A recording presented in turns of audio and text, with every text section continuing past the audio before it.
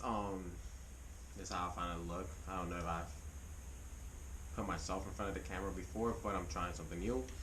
So yeah, guys, ladies and gents, as you know, this is my project back here. Behind me is my 280Z, 1977 280Z Datsun that I've been working on. And my next step that I've been trying to upgrade before I actually swap the motor and put the L28ET, which is the turbo with the P90 head. I want better stopping power. I'm not too sure. I wasn't alive in the 1970s, but I can imagine braking systems have gradually gotten better. So, you know, I found a great deal on some calipers, on some Willwood super light calipers, and I will be taking you guys through the steps of everything that I've had to do to install them. I don't think there are plug and play kits. They're definitely out there for like $1,000, 15, even 2,000 and above. But me personally, I like to do things myself, and I kind of like budget friendly things. As far as I don't feel like spending $1,500 on a caliper kit. So I caught a deal. I drove, as you know, I'm from New York. I drove to Virginia for this deal, and I bought the kit for. I went and just picked these up today from the machine shop. Took them about an hour. I'm gonna show you guys how I got them. I paid to resurface the rotors, $20 a piece. I only have two. Not bad.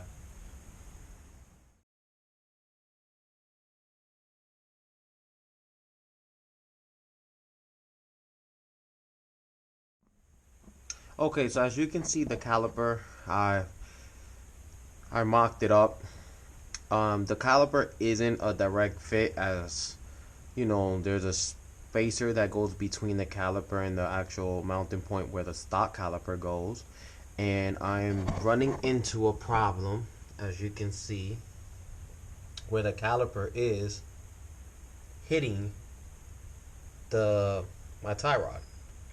So I'm still gonna put these on. So I have to find an alternative route, which were to get bump steering spacers 1 inch that I've ordered them, and I'm waiting for them. And I'm gonna show you guys, when you install those, everything goes up 1 inch, and it should be enough to clear it. It's not that bad. It really isn't, but I'm hoping it's enough to clear it.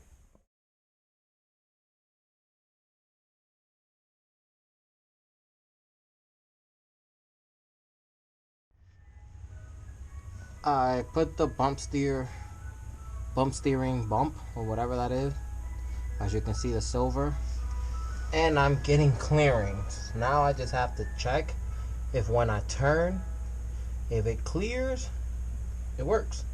If not, I'm gonna have to get a toy or techno tuning toy knuckle. Hopefully I don't have to do that. Here's the finished product. This is how it looks. I painted the caliper. I bought some Willwood brake bleeders. Installed 2 of these brand new. I also bought some new pads to be on the safe side. And I also installed, while I was there, I installed extended lug nuts. But overall, it's not a hard install. I would say it's worth it. You know, I got a bargain on the price. Like I said, I only paid $250 for both calipers and the 2-piece rotors, and I had to pay $103 for the brake pads, so we're at $350. The new brake bleeders cost me, I think it was like $30. So overall, you would say almost $400, $450 if you want to include the studs and the time, but not a bad upgrade overall.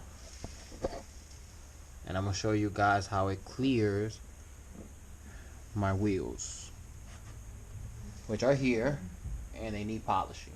But I'm gonna show you a picture of how it looks with them all.